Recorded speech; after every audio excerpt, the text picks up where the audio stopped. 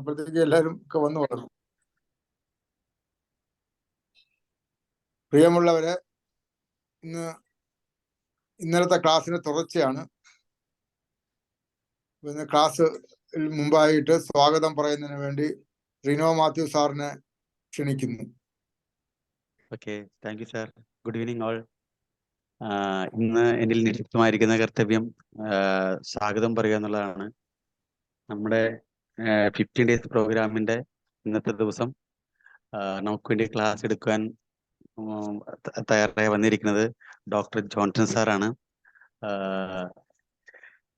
Doctor John sir ഈ ഒരു മേഖലയിൽ 10-20 വർഷത്തെ എക്സ്പീരിയൻസ് ഉള്ള, ഇതിനകത്ത് PhD എടുത്തേക്കുന്ന ഒരു സാറാണ്. നമുക്ക് ഇന്നലെ സാറിന്റെ ക്ലാസ് കേട്ടായിരുന്നു, നല്ല ക്ലാസ് ആയിരുന്നു. ഇതിനെപ്പറ്റി ശരിക്കും ഇത്രയും ഡീറ്റെയിൽ ആയിട്ട് എനിക്ക് വേറെ എവിടെ കിട്ടിയതായിട്ട് എനിക്കറിയില്ല. പക്ഷെ ഇഷ്ടംപോലെ ക്ലാസ്സുകൾ കേൾക്കാം, പക്ഷെ നമുക്ക് ഇതിനകത്തുള്ള കുറെ ടെക്നിക്കലായിട്ടുള്ള കാര്യങ്ങൾ എങ്ങനെ ചെയ്യണമെന്ന് പ്രാക്ടിക്കലായിട്ട് നല്ല രീതിയിൽ ഈ കുറഞ്ഞ സമയത്തിനുള്ളിൽ, ഈ സമയം എടുത്ത് ചെയ്യണ ഇഷ്ടംപോലെ ഉണ്ടാകും, പക്ഷെ സമയത്തിനുള്ളിൽ നന്നായിട്ട് ചെയ്തേക്കുന്ന ക്ലാസ് എനിക്ക് കിട്ടിയിട്ടില്ല. എന്തായാലും ആ സാറിനെ ക്ലാസ് എടുക്കാൻ വേണ്ടി ഈ മൺടെക് മീഡിയയുടെ പ്ലാറ്റ്ഫോമിലേക്ക് ഹൃദയപൂർവ്വം സ്വാഗതം ചെയ്യുന്നു. അടുത്തതായിട്ട് നമുക്ക് ഇങ്ങനെ അവസരം ഒരുക്കി തന്ന നാസിർ ഖാൻ സാഹിബ് സാറിന്റെ മൺടെക് മീഡിയ എന്ന ഈ സ്ഥാപനത്തിനോടും സാറിനെയും ഇതിലേക്ക് സ്വാഗതം ചെയ്യുന്നു. ശേഷം ഈ പ്രോഗ്രാമിൽ പങ്കെടുക്കാമെന്ന് എല്ലാവരെയും സാറിന്റെ ക്ലാസ്സിലേക്ക് ഹൃദയപൂർവ്വമായി ക്ഷണിച്ചുകൊള്ളുന്നു. Thank you sir. Thank you very much.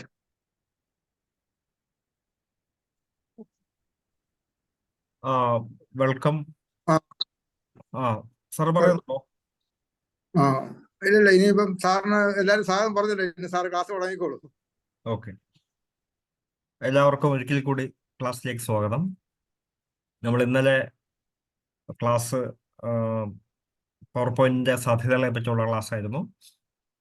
അതിന്റെ തന്നെ ഒരു കണ്ടിന്യൂഷൻ ആയിട്ടാണ് ഇന്നും വരുന്നത്. നമ്മൾ ഇന്നലെ ടെക്നിക്കൽ ആസ്പെക്ട്സ് ആണ് കൂടുതലും കവർ ചെയ്തത്. ഇന്ന് അതിന്റെ കണ്ടന്റ് ഡെലിവറിയുമായിട്ട് ബന്ധപ്പെട്ടുള്ള വിഷയങ്ങളാണ്.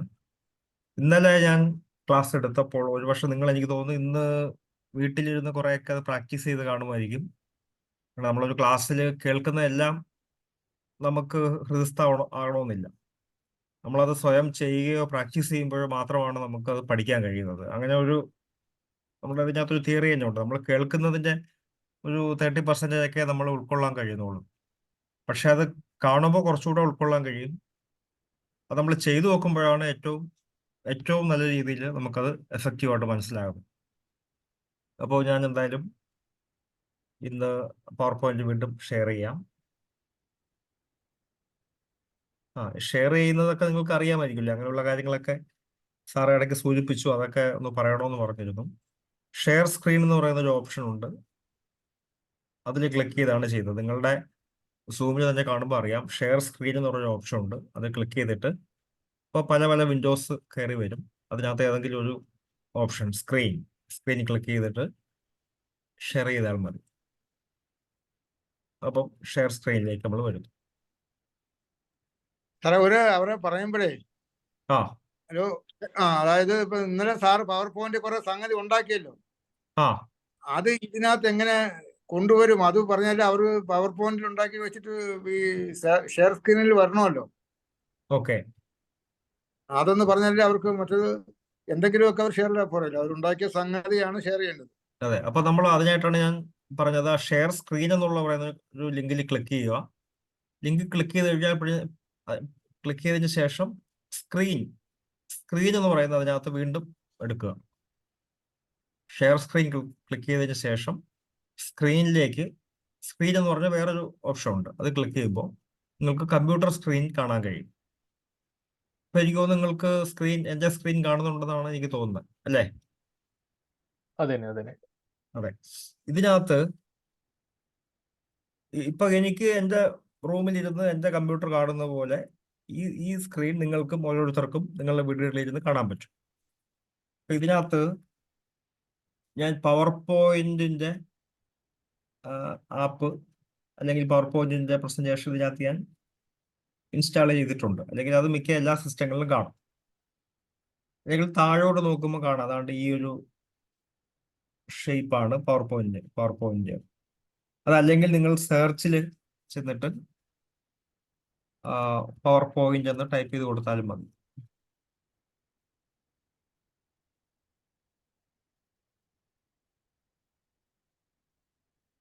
അപ്പൊ ഇങ്ങനെ കാണാൻ കഴിയും പവർ പോയിന്റ്. അത് ഓപ്പൺ ക്ലിക്ക് ചെയ്താൽ മതി. പിന്നെ പല രീതിയിൽ നമുക്ക് കൊണ്ടുവരാൻ കഴിയും. അപ്പോൾ പവർ പോയിന്റ് സ്ക്രീൻ വന്നു കഴിഞ്ഞു. ഇതിനകത്ത് നിങ്ങളൊരു ബ്ലാങ്ക് പ്രസന്റേഷൻ എടുക്കുന്നു. ഈ ബ്ലാങ്ക് പ്രസന്റേഷൻ ഇപ്പൊ എല്ലാവർക്കും വ്യക്തമായിട്ട് കാണാം. നമ്മൾ ഇതിനകത്ത് ഇന്നലെ ഞാൻ പറഞ്ഞത് ആണ്, പക്ഷെ അത് എത്രത്തോളം ക്ലിയർ ആയോ എന്ന് എനിക്കറിയില്ല. അല്ലെങ്കിൽ അതിനകത്തൊരു ക്ലാരിറ്റിയുടെ കുറവുണ്ടെന്ന് എനിക്ക് തോന്നിയ അത് 2 പോയിന്റ്സ് കൂടെ പറഞ്ഞിട്ട് നമുക്ക് കണ്ടന്റിലേക്ക് കിടക്കാം. ഇതിനകത്ത് നിങ്ങൾ ഇന്നലെ നല്ല രീതിയിൽ മനസ്സിലാക്കാവുന്ന ഒരു പോർഷൻ എന്ന് പറഞ്ഞാൽ ആനിമേഷനെ പറ്റിയായിരുന്നു. ആനിമേഷൻ നമ്മൾ ആ ഒരു ടോപ്പിക്കിലേക്ക് തന്നെ കടക്കുകയാണ്. ആനിമേഷൻ.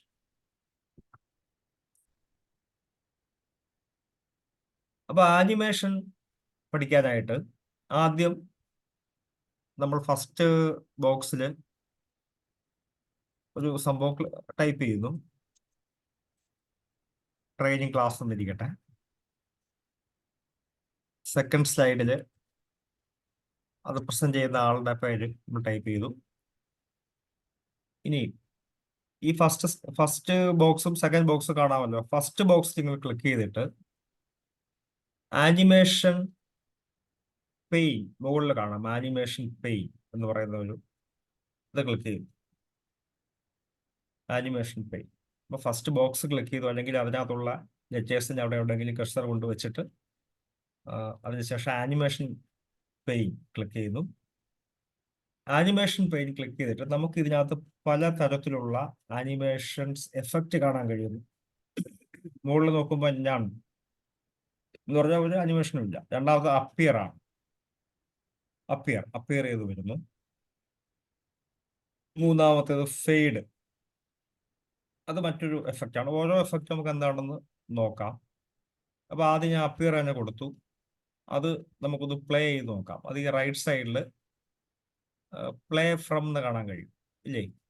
അനിമേഷൻ പെയിന്റ് ചെറിയൊരു വിൻഡോ പോലെ റൈറ്റ് സൈഡിൽ കാണും. അതിൽ പ്ലേ ഫ്രം എന്ന് കൊടുത്താൽ മതി. ഞാൻ ക്ലിക്ക് ചെയ്യപ്പോൾ നമുക്ക് പ്ലേ ചെയ്ത് കണ്ടോ? പക്ഷെ അത് വളരെ ഫാസ്റ്റ് ആയിട്ടല്ലേ വരുന്നത്. അപ്പൊ നമുക്കതിനെ എങ്ങനെ കുറച്ച് സമയം കൂട്ടാൻ കഴിയും, അല്ലെങ്കിൽ ഡിലേ വരുത്താൻ കഴിയും എന്നുള്ള അതിന് വേണ്ടിയിട്ട് അതിന് തൊട്ട് താഴെ ഒരു പോർഷൻ ഉണ്ട്. അവിടെ ക്ലിക്ക് ചെയ്യുക. പ്ലേ ഫ്രമിന്റെ താഴെ ടൈറ്റിൽ 1 ട്രെയിനിങ് എന്ന് കാണുന്നുണ്ടല്ലോ. അവിടെ നിങ്ങൾ ക്ലിക്ക് ചെയ്യുക. ക്ലിക്ക് ചെയ്യുമ്പോൾ അതിന്റെ താഴെ ഒരു ഓപ്ഷൻ താഴോട്ട് കാണാം. താഴോട്ട് എടുക്കുമ്പോൾ എഫക്റ്റ് ഓപ്ഷൻസ് കാണാം. എഫക്റ്റ് ഓപ്ഷൻസ് എല്ലാവർക്കും കാണാൻ കഴിയുന്നുണ്ടോ? അതിനകത്ത് നമുക്ക് സമയം മാറ്റാം. ഇപ്പൊ വളരെ ഫാസ്റ്റ് ആയിട്ടാണ് ഇത് വന്നത്. ഞാനിവിടെ അനിമേറ്റ് ടെക്സ്റ്റ് എന്നുള്ളിടത്ത് ആൾ അറ്റ് വൺസ് എന്നാണ് കൊടുത്തേക്കുന്നത്. അത് ഞാൻ മാറ്റിയിട്ട് ബൈ വേർഡ് എന്ന് ഇരിക്കട്ടെ, ബൈ വേർഡ് എന്ന് ടൈപ്പ് ചെയ്തു. അല്ലെങ്കിൽ ആൾ അറ്റ് വൺസ് തന്നെ കൊടുക്കാം. നമുക്ക് താഴെ സമയം മാറ്റാം.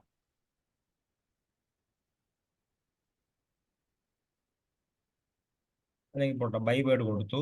ബൈ വേർഡ് കൊടുക്കുമ്പോൾ ഇവിടെ സെക്കൻഡ്സ് ഡിലേ ബിറ്റ്വീൻ വേർഡ്സ്, ഓരോ വേർഡ്സിന് ഇടയ്ക്കുള്ള ടൈം ഇത് ഞാൻ കൂട്ടി വന്നപ്പോൾ ഒരു ഇഷ്ടപ്പെട്ട ഒരു 0.7 എന്ന് കൊടുത്തെന്നിരിക്കട്ടെ. ഇനി ഞാൻ ഓക്കെ കൊടുക്കുന്നു. ഇനി ഞാൻ പ്ലേ ചെയ്യുന്നു.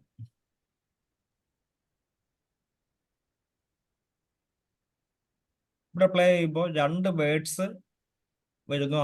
ആദ്യം വരുന്ന ട്രെയിനിങ് എന്ന് പറഞ്ഞ വാക്ക് വന്നു. അതിനുശേഷം ഒരു കുറച്ച് സമയം കഴിഞ്ഞപ്പോൾ അടുത്ത ക്ലാസ് എന്ന് പറഞ്ഞ ഓപ്ഷൻ വന്നു, വേർഡ് വന്നു.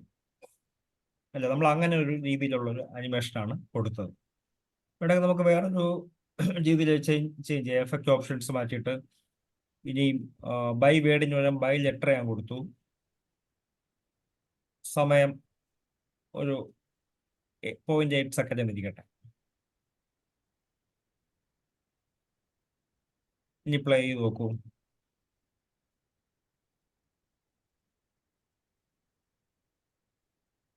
അപ്പോൾ അതിലെ ഓരോ ലെറ്റർ ബൈ ലെറ്റർ ആയിട്ട് ഓരോ ചെറിയ സമയത്തിന്റെ ഗ്യാപ്പിന് ശേഷം അത് വരും. അപ്പൊ നമുക്ക് അങ്ങനെ ആ രീതിയിൽ ആ എഫക്റ്റ് കൊണ്ടുവരാൻ കഴിയും. ഈ രണ്ടാമത്തെ ഇതിൽ ക്ലിക്ക് ചെയ്തു, ജോൺസൺ വൈ എന്നാണ് അതിനകത്ത് എഴുതിയേക്കുന്നത്. അവിടെ ഞാൻ വേറൊരു എഫക്റ്റ് കൊടുക്കാം. ഫെയ്ഡ് എന്ന് പറഞ്ഞൊരു എഫക്റ്റ് കൊടുത്തു. അപ്പൊ നിങ്ങൾ അവിടെ നമ്പർ 2 എന്ന് എഴുതിയേക്കുന്നതാണ്. ആദ്യം മുകളിൽ നമ്പർ 1, താഴെ നമ്പർ 2. അത് ഈ റൈറ്റ് സൈഡിൽ വീണ്ടും കാണുന്നുണ്ട്. ടൈറ്റിലും ജോൺസൺ വൈ 2 കാണുന്നുണ്ട്. അവിടെ നിങ്ങൾ ക്ലിക്ക് ചെയ്യുന്നു. ടൈമിംഗ് എടുക്കാം. ടൈമിംഗ് എടുത്തിട്ട് start, on click, delay, duration ഓരോന്നോരോന്നായിട്ടുണ്ട്. അപ്പോൾ നമുക്ക് ഡിലേ വേണമെങ്കിൽ കുറച്ച് കൂട്ടി നോക്കാം. ഒരു 1.5 സെക്കൻഡ് ഇട്ടു. ഡ്യൂറേഷൻ 0.5 സെക്കൻഡ് കിടക്കുന്നത്. അത് ഞാൻ ഒരു 3 സെക്കൻഡ് അല്ലെങ്കിൽ ഒരു 2 സെക്കൻഡ് എടുത്തു.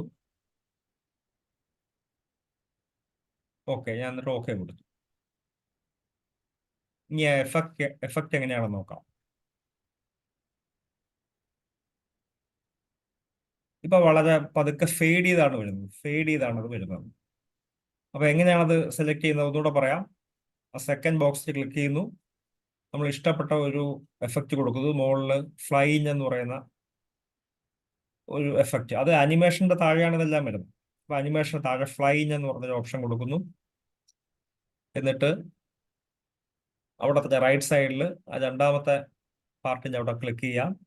നമുക്ക് അവിടെ താഴെ ഒരുപാട് ഓപ്ഷൻസ് ഉണ്ട്. Start on click, start with previous, start after previous, effect options എല്ലാം ഉണ്ട്. അത് ഏതെങ്കിലും നമുക്ക് ഇഷ്ടമുള്ള ക്ലിക്ക് ചെയ്തു. എഫക്റ്റ് ഓപ്ഷൻസ് ക്ലിക്ക് ചെയ്തു. ഞാൻ കൊടുത്തത് ഫ്ലൈയിങ് ആണ് കൊടുത്തത്. ഫ്ലൈയിങ് എന്ന് വെച്ചാൽ ഇങ്ങനെ പറന്നു വരുന്നു എന്നാണ് എൻ്റെ അർത്ഥം.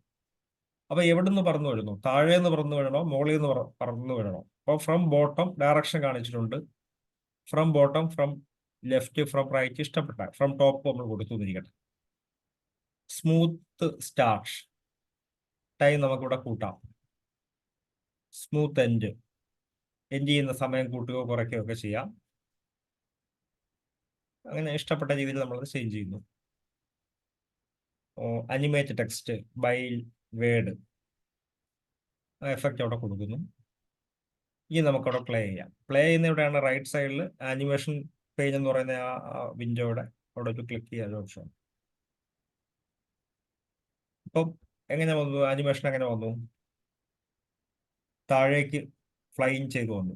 അപ്പൊ ഡയറക്ഷൻ നമ്മൾ ഫ്രം ടോപ്പ് കൊടുത്തുകൊണ്ടാണ് അങ്ങനെ വന്നത്. ഇനി നമുക്ക് ഇത് മൊത്തത്തിലൊരു ആനിമേഷൻ മൊത്തം കൊടുത്തു നോക്കാം. ഇതിന്റെ മൊത്തം ഒരു സ്ലൈഡ് ഷോ കൊടുത്തു നോക്കാം.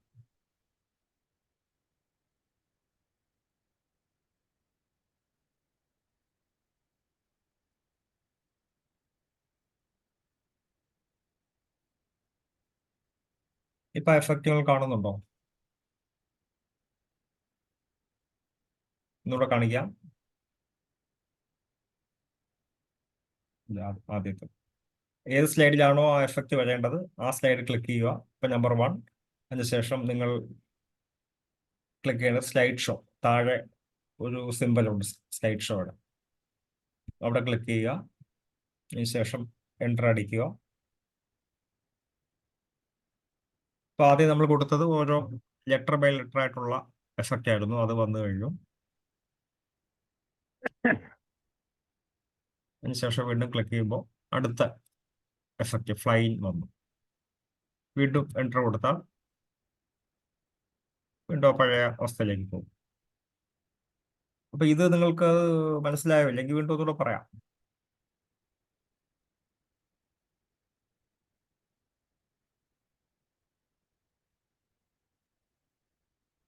മനസ്സിലായി സാറേ. ഓക്കെ, ഇനി നമുക്ക് അപ്പൊ ആനിമേഷൻ പറഞ്ഞു. ആനിമേഷൻ പറയുമ്പോൾ നമ്മൾ ഓരോ ബോക്സ് ബൈ ബോക്സ് ആയിട്ടാണ് എഫക്റ്റ് കൊടുക്കുന്നത്. ബോക്സ് ബൈ ബോക്സ് ആയിട്ടാണ്, അല്ലെങ്കിൽ ഓരോ പിക്ചേഴ്സിനും അല്ലെങ്കിൽ ഓരോ വേർഡ്സിനും ഒക്കെ ഓരോ എഫക്റ്റ് കൊടുത്തു പോകാം. ഇനി 2 സ്ലൈഡുകൾ തമ്മിൽ എഫക്റ്റ് കൊടുക്കുമ്പോൾ എങ്ങനെയായിരിക്കണം അത് നമുക്ക് നോക്കാം. ഇവിടെ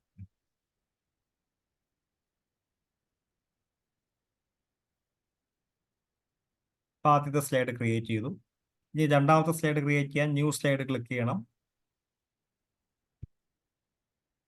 നമ്മൾ മറ്റൊരു സ്ലൈഡ് എടുത്തു.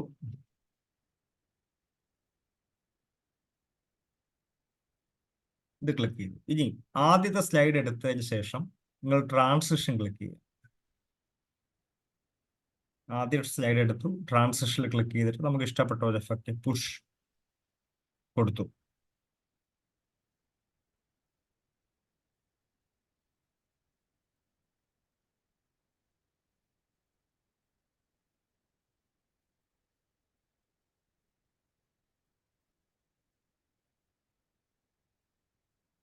അത് നമുക്ക് ഒന്ന് റൺ ചെയ്ത് നോക്കാം.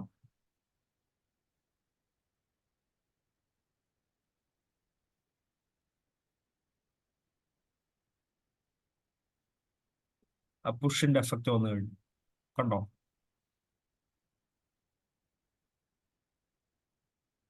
അപ്പൊ പുഷ് ചെയ്ത് വരുന്നു, അല്ലെങ്കിൽ വൈപ്പ് ചെയ്യുന്ന കാണിക്കാം. അതെടുത്തിട്ട് വീണ്ടും വൈപ്പ് ക്ലിക്ക് ചെയ്തു. അതിനുശേഷം വീണ്ടും നമ്മൾ സ്ലൈഡ് ഷോ കൊടുക്കുന്നു. അപ്പോൾ വൈപ്പ് ചെയ്ത് ആ ഒരു പേജ് വരും. ഇനി നമ്മൾ സെക്കൻഡ് സ്ലൈഡിലും ഇതേപോലെയുള്ള മാറ്റങ്ങൾ വരുത്താം. ഫസ്റ്റ് സ്ലൈഡിൽ കൊടുത്ത എഫക്റ്റ് ഒന്ന്, സെക്കൻഡ് സ്ലൈഡിൽ ഞാൻ സ്പ്ലിറ്റ് ആണ് കൊടുക്കുന്നതിരിക്കട്ടെ. അങ്ങനെയാണെങ്കിൽ അതിന്റെ സ്ലൈഡ് ഷോ എങ്ങനെ ഇരിക്കും?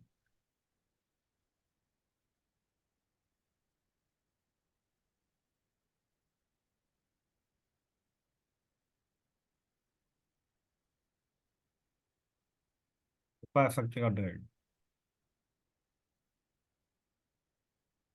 അപ്പൊ നമുക്ക് ഇങ്ങനെ ഇഷ്ടമുള്ള രീതിയിൽ നമുക്ക് എഫക്റ്റ് കൊടുക്കാം. അപ്പൊ ആനിമേഷൻസ് കണ്ടു, ട്രാൻസിഷൻ കണ്ടു.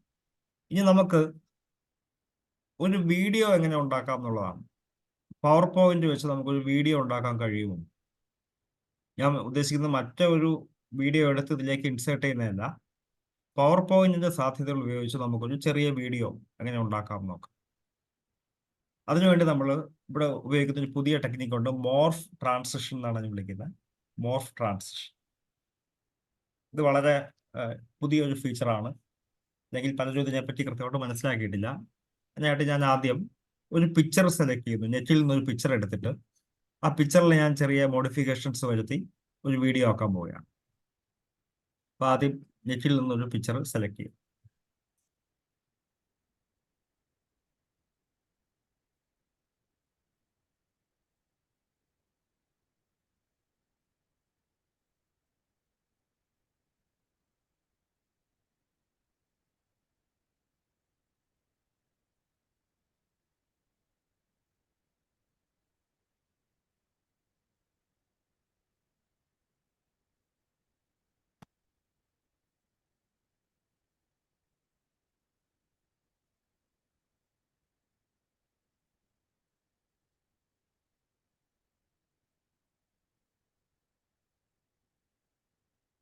മൂന്ന് പേര് ഉള്ള ഒരു ഒരു പിക്ചർ എടുത്തെന്നിരിക്കട്ടെ. ഞാൻ ഈ പിക്ചർ എടുത്തു. ഇഷ്ടപ്പെട്ട പിക്ചർ എടുക്കാം. ഇത് ഞാൻ സേവ് ചെയ്യുന്നു.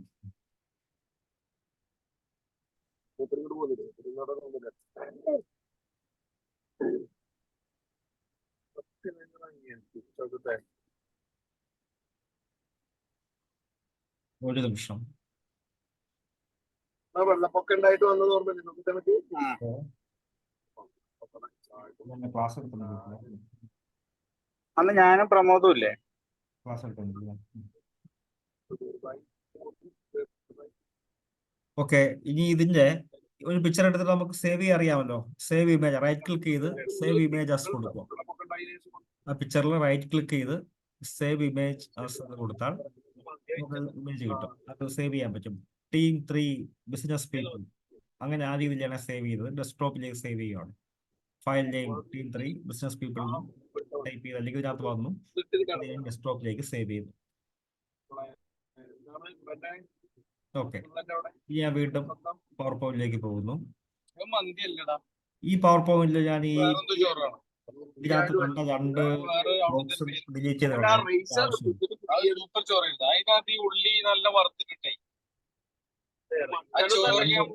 ബോക്സ് കാണുന്നുണ്ട്, അത് ഡിലീറ്റ് ചെയ്ത് കളയാം. അത് ക്ലിക്ക് കൊടുത്താൽ മതി. ഇവിടെ ക്ലിക്ക് ചെയ്തിട്ട് മറ്റുള്ളവരുടെ എല്ലാം ഒന്ന് ഓഫ് ചെയ്യണം കേട്ടോ. മൈക്രോഫോൺ ഇവിടെ സൗണ്ട് കയറുന്നു. ഹലോ, വേറെ എവിടുന്നോ സൗണ്ട് വരുന്ന ഇടയ്ക്ക്. ബാക്കിയുള്ളവർ ഓഫ് ചെയ്താൽ നന്നായിരുന്നു. ആവശ്യമുള്ളപ്പോൾ മാത്രം ഓണാക്കിയാൽ മതി. ഈ ബോക്സ് ക്ലിക്ക് ചെയ്തിട്ട് അത് ഡിലീറ്റ് ചെയ്തു, രണ്ടും ചെയ്തു. ഓക്കെ. ഇനി നേരത്തെ ഞാൻ എടുത്ത് സേവ് ചെയ്ത പിക്ചർ ഇതിലേക്ക് കൊണ്ടുവരിക. അതിന് വേണ്ടിയിട്ട് എന്ത് ചെയ്യണം? ഞാൻ വീണ്ടും ആ പിക്ചർ എടുത്തു. അല്ല, അതിന് മുൻപായിട്ട് ഒരു നിമിഷം ആ പവർ പോയിന്റ് വീണ്ടും എടുത്തു. പവർ പോയിന്റ് എടുക്കാം.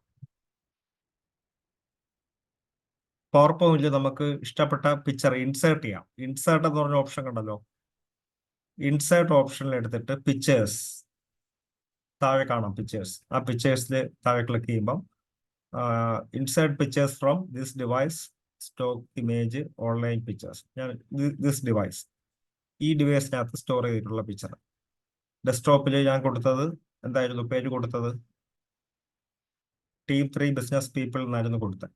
അത് സെലക്ട് ചെയ്തു, ഇൻസേർട്ട് കൊടുത്തു. അപ്പൊ ഈ ഒരു പിക്ചർ എനിക്ക് വന്നു. ഓക്കെ. ഇനി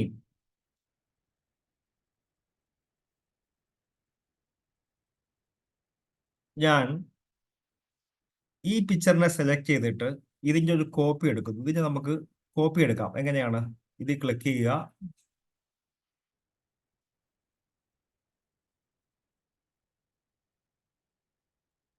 ഇതിൽ ക്ലിക്ക് ചെയ്യുക, റൈറ്റ് ക്ലിക്ക് ചെയ്യുക, വീണ്ടും കോപ്പി എന്ന് അതിൽ ക്ലിക്ക് ചെയ്യുന്നു. വീണ്ടും അവിടെ തന്നെ നമ്മൾ പേസ്റ്റ് ചെയ്യുന്നു.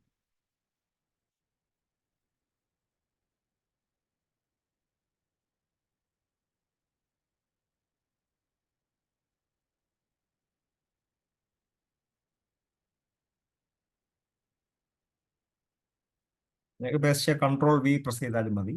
അപ്പോഴും അവിടെ കിട്ടി. ഇപ്പൊ 2 പിക്ചേഴ്സ് വന്നു.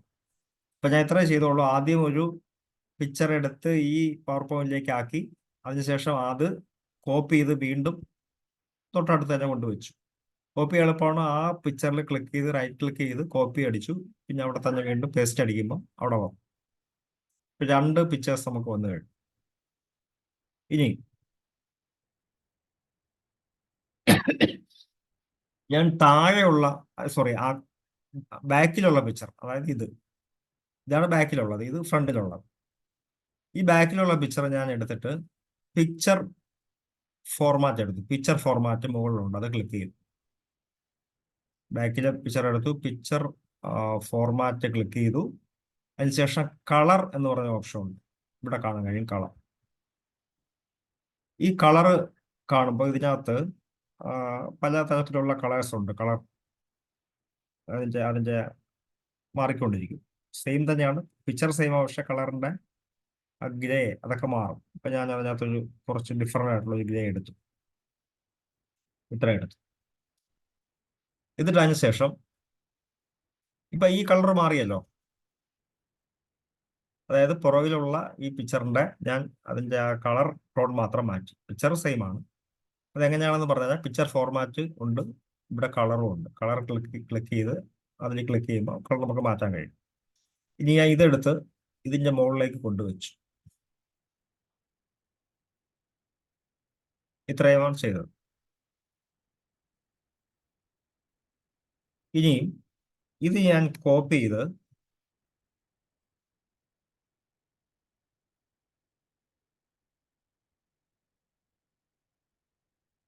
അല്ലെങ്കിൽ ഡ്യൂപ്ലിക്കേറ്റ് ചെയ്യണം. ഇത് ഡ്യൂപ്ലിക്കേറ്റ് ചെയ്യണം. ഡ്യൂപ്ലിക്കേറ്റ് ചെയ്യാൻ എന്ത് ചെയ്യാം?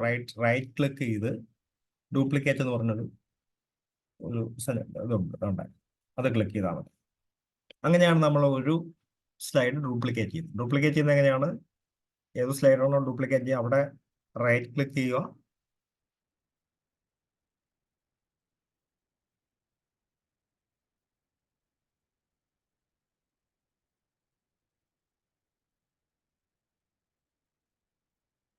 അല്ലെങ്കിൽ നിങ്ങൾ അത് സെലക്ട് ചെയ്തിട്ട് കോപ്പി അടിച്ചാലും മതി. Ctrl+C കോപ്പി അടിച്ചിട്ട് ഇവിടെ കൊണ്ടുവച്ചിട്ട് Ctrl+V അടിച്ചാലും മതി. അപ്പോഴും കോപ്പി ചെയ്യാം. അപ്പൊ നമുക്കിപ്പം 2 കോപ്പി ചെയ്യേണ്ട ആവശ്യമില്ല, ഒന്ന് വേണ്ട. അതുകൊണ്ട് ഞാൻ ഒന്ന് ഡിലീറ്റ് ചെയ്ത് കളഞ്ഞു. ഇത്രയും കിട്ടി. ഇത്രയും കാര്യങ്ങൾ ചെയ്യാൻ പറ്റുമല്ലോ. ഇത് വളരെ എളുപ്പമാണ്. ഇനി അടുത്ത സ്റ്റെപ്പ് എന്താണ് ചെയ്യേണ്ടത്? ഈ രണ്ടാമത് കിട്ടിയ ഈ പിക്ചറിൽ ക്ലിക്ക് ചെയ്യുന്നു. പിക്ചർ ഫോർമാറ്റ് വീണ്ടും ക്ലിക്ക് ചെയ്യുന്നു മുകളിൽ. അതിനുശേഷം ഞാൻ ഇവിടെ ക്രോപ്പ് എന്ന് പറഞ്ഞ ഓപ്ഷൻ, ക്രോപ്പ് എന്ന് പറഞ്ഞാൽ ഉദ്ദേശിക്കുന്നത് ആ പിക്ചറിനെ ചെറുതാക്കുക, വലുതാക്കുക, അങ്ങനെയൊക്കെയുള്ള ഓപ്ഷനാണ്. റീസൈസ് ചെയ്യുക എന്നുള്ളതാണ് ക്രോപ്പിന്റെ അർത്ഥം. ആ ക്രോപ്പിൽ ഞാൻ ക്ലിക്ക് ചെയ്തു. ക്രോപ്പ് ടു ഷേപ്പ് എന്ന് പറഞ്ഞൊരു സംഭവം കാണും. ക്രോപ്പ് ടു ഷേപ്പ് നമുക്ക് ഇഷ്ടപ്പെട്ട ഒരു ഷേപ്പ് ഞാൻ കൊടുത്തു.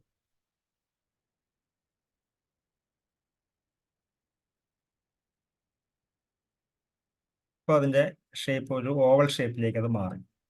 എനിക്കിതിനെ റീസൈസ് ചെയ്യാൻ പറ്റും. വേണമെങ്കിൽ ഇങ്ങനെ റീസൈസ് ചെയ്യാം.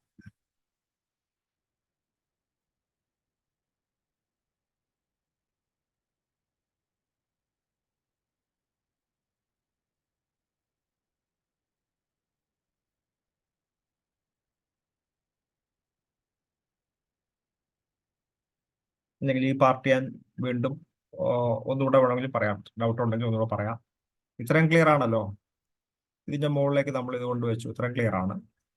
ഇതിന്റെ കോപ്പി എടുക്കുന്നു. Ctrl+C അടിച്ച് ഇവിടെ വെച്ചു. Ctrl+V അടിച്ചപ്പോൾ അത് കോപ്പി ആയി. അപ്പൊ സെക്കൻഡ് സ്ലൈഡിലാണ് ഇരിക്കുന്നത്. സെക്കൻഡ് സ്ലൈഡിൽ നമ്മൾ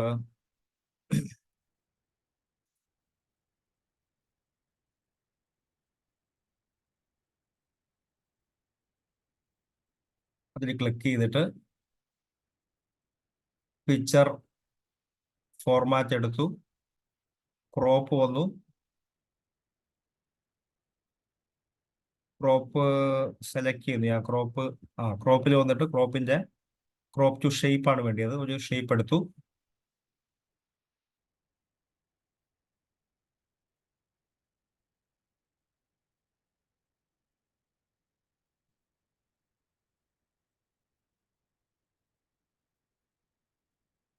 Ctrl+C, Ctrl+V. ഓക്കെ, ഒന്നുകൂടെ കാണിക്കാം. ഇത് സെലക്ട് ചെയ്തു. Picture format, crop to shape. Okay, crop to ഷേപ്പിൽ വന്നു. ഇനി ഞാൻ ഇതിനെ റീസൈസ് ചെയ്യുവാണ്.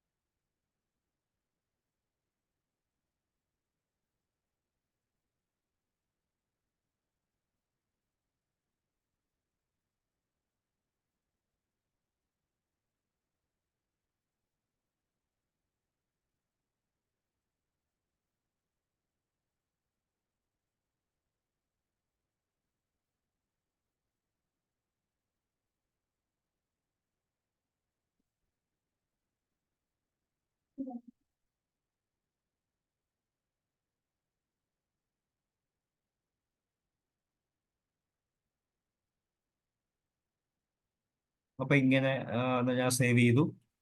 അതിനുശേഷം ഈ പിക്ചർ തന്നെ വീണ്ടും Ctrl+C അടിച്ച് Ctrl+V കൊണ്ട് സേവ് ചെയ്തു.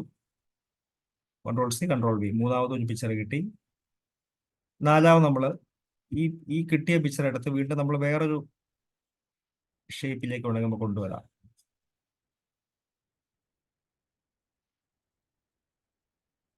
ഈ ഒരു ഷേപ്പ് വന്നു. അതിനുശേഷം ഞാൻ ഇത് സേവ് ചെയ്ത് വീണ്ടും ഇപ്പൊ കിട്ടിയ സേവ് ചെയ്ത് തൊട്ടടുത്തിലേക്ക് കൊണ്ടുവന്നു. ഇനി ഇത് മറ്റൊരു പിക്ചറായിട്ട് ഞാൻ ഇവിടെ കൊണ്ടുവച്ചു. അത് വീണ്ടും Ctrl+C അടിച്ച് Ctrl+V അതിലേക്ക് സേവ് ചെയ്തു. ഇങ്ങനെ നമുക്ക് ഇഷ്ടപ്പെട്ട പടങ്ങൾ നമുക്ക് ഇവിടെ പോലെ 1 by 1 ആയിട്ട് നമുക്ക് ചെയ്തു വെക്കാം. ഇനി നമ്പർ 2 എടുത്തതിന് ശേഷം അതിനുശേഷമുള്ള ബാക്കിയുള്ള എല്ലാം സേവ് ചെയ്തു, കോപ്പി ചെയ്തു. അതിന് വേണ്ടിയിട്ട് ആ നമ്പർ 2 ക്ലിക്ക് ചെയ്തിട്ട് ഷിഫ്റ്റ് പ്രസ് ചെയ്യുന്നു. എന്നിട്ട് ലാസ്റ്റ് വൺ എടുക്കുക. അപ്പൊ അതെല്ലാം സേവ് ആയി, അല്ലെങ്കിൽ അതെല്ലാം സെലക്ട് ചെയ്യപ്പെട്ടു. നമ്പർ 2, 3, 4, 5 4 ഒരുമിച്ച് സെലക്ട് ചെയ്യുന്നത് എങ്ങനെയാണെന്ന് വെച്ചാൽ നമ്പർ 2 ക്ലിക്ക് ചെയ്തിട്ട് ഷിഫ്റ്റ് പ്രസ് ചെയ്താൽ മതി. എന്നിട്ട് ലാസ്റ്റ് വൺ ക്ലിക്ക് ചെയ്യുക. അപ്പോൾ അതെല്ലാം ഒരുമിച്ച് സെലക്റ്റഡ് ആയി.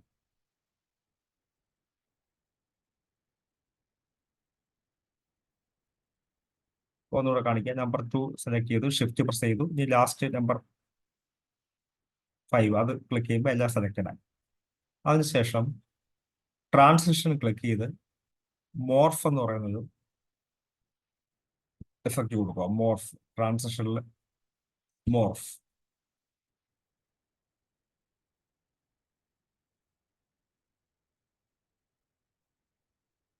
ഇനി നമ്മൾ ഇതിന്റെ സ്ലൈഡ് ഷോ നമ്മൾ നോക്കുക.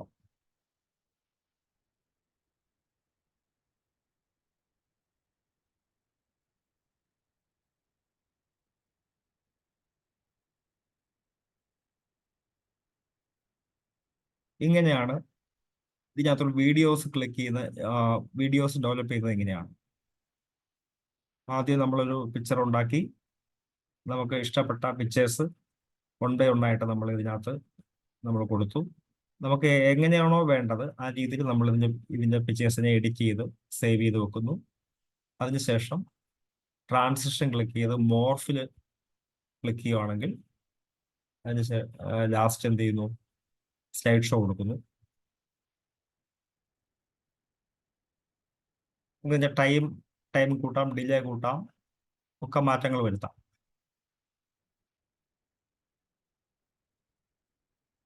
അങ്ങനെ നമുക്കിതിനെ ഒരു ആനിമേറ്റഡ് വീഡിയോ പിക്ചറായിട്ട് നമുക്കിതിനെ മാറ്റാൻ കഴിയും. ഞാനിതിൻ്റെ ഒരു ഫീച്ചർ പറഞ്ഞു എന്നുള്ളത് മാത്രമേ ഉള്ളൂ. നിങ്ങൾക്ക് ഇത് എത്രത്തോളം പ്രയോജനപ്പെടും എന്ന് നമുക്കറിയില്ല. ചിലർക്ക് എന്തെങ്കിലും പ്രസന്റേഷന്റെ സമയത്ത് ഒരു പക്ഷേ ചിലപ്പോൾ വേണ്ടി വന്നേക്കും. അപ്പൊ എന്തായാലും ഈ 1-2 ഫീച്ചേഴ്സ് കൂടെ പറഞ്ഞിട്ട് ഞാൻ ഇനിയും കണ്ടന്റ് ഡെലിവറിയിലേക്ക് കടക്കാം. കണ്ടന്റ് ഡെലിവറിയിലേക്ക് വരുമ്പോൾ ആദ്യം നമ്മൾ ഹോമിലെത്തി ന്യൂ സ്ലൈഡിലേക്ക് ഹലോ വരുന്നു. സർ. ഹലോ. ഹലോ. ആ സാറേ, ഒരു ഡൗട്ട് ചോദിച്ചിട്ട്, അതായത് നമ്മൾ ഈ ചില വീഡിയോ പ്രസന്റേഷനിൽ ഈ ഒരു ഹാൻഡ് എഴുതുന്നതായിട്ട് ഇങ്ങനെ വീഡിയോ പോലെ വരുന്നത്, അതെങ്ങനെ ഈ ഒരു ഇതിലാണോ ക്രിയേറ്റ് ചെയ്യണേ? എന്താണ് സാർ പറഞ്ഞത്? സർ, അതായത് ചില മോട്ടിവേഷണൽ വീഡിയോസിനകത്തൊക്കെ ഹാൻഡ് ടൂളിൽ ഇങ്ങനെ റൈറ്റ് ചെയ്ത് മൂവ് ആവുന്നതായിട്ട് ഓരോ ലെറ്റേഴ്സ് ഇങ്ങനെ എഴുതി അത് പിന്നെ അതിനകത്ത് നിന്ന് റിമൂവ് ആവുന്നത് ഒരു വീഡിയോ പോലെ ക്രിയേറ്റ് ചെയ്യുന്നത് ഇപ്പൊ ഈ പറയുന്ന മോർഫ് ട്രാൻസിഷൻ വെച്ചിട്ടാണോ? മോർഫ് ട്രാൻസിഷൻ വെച്ചിട്ടാണ്. അതെങ്ങനെയാന്ന് വെച്ച് കഴിഞ്ഞാൽ ഞാൻ നേരത്തെ കണ്ടതുപോലെ ഇപ്പൊ നിങ്ങളിത് കണ്ടല്ലോ. ഇതിനകത്ത് നമ്മൾ ഇവിടെ ഒരു ഇൻസേർട്ട് നമ്മൾ ഒരു സംഭവം ടൈപ്പ് ചെയ്യുകയാണ്. ഇൻസേർട്ട് കൊടുക്കുന്നു. ഇൻസേർട്ട് ടെക്സ്റ്റ് ബോക്സ് എടുത്തിട്ട് ഞാൻ ഇവിടെ ഒരു എന്തെങ്കിലും ടൈപ്പ് ചെയ്തു. അപ്പൊ ഈ വ്യക്തിയുടെ പേരായിരിക്കാം. ഞാൻ സാർ, അത് പുതിയൊരു സ്ലൈഡിനകത്ത് ഒന്ന് ചെയ്ത് കാണിക്കോ? അത് ജസ്റ്റ് അത് ചെയ്യാം. കാരണം അത് ഫസ്റ്റ് സ്ലൈഡ്, ഇത് വേണ്ട, സെക്കൻഡ് സ്ലൈഡിലേക്ക് വരുന്നു. സെക്കൻഡ് സ്ലൈഡിൽ ഞാൻ ഈ സെക്കൻഡ് സ്ലൈഡ് എടുത്തിട്ട് ഇതിനകത്ത് ഇൻസേർട്ട് കൊടുക്കുന്നു. ഇൻസേർട്ട് ക്ലിക്ക് ചെയ്ത് ടെക്സ്റ്റ് ബോക്സ് ഇവിടെ ക്ലിക്ക് ചെയ്ത് ടെക്സ്റ്റ് ബോക്സ് എടുക്കുന്നു. ഞാൻ ഈ കുട്ടിക്ക് ഏഞ്ചൽ എന്ന് പേര് കൊടുക്കാം. അത് കൊടുക്കുന്നു. അതിനുശേഷം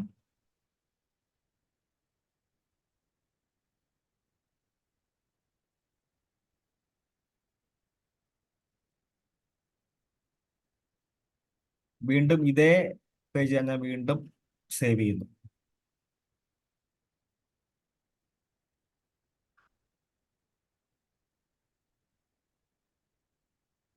ഒരു നിമിഷം. ഓക്കെ.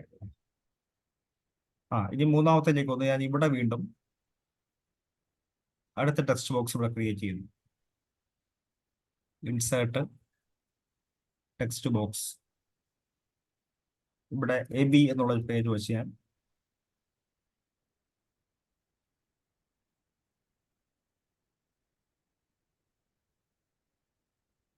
ഓക്കെ. ഇനി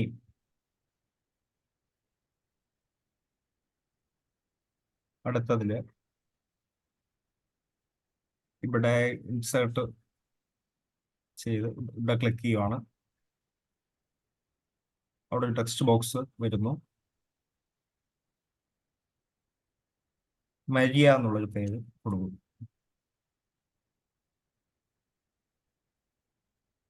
ഓക്കെ. ഇനി ഞാനിത് ഒരു സ്ലൈഡ് ഷോയിലേക്ക് കൊണ്ടുവരികയാണ്.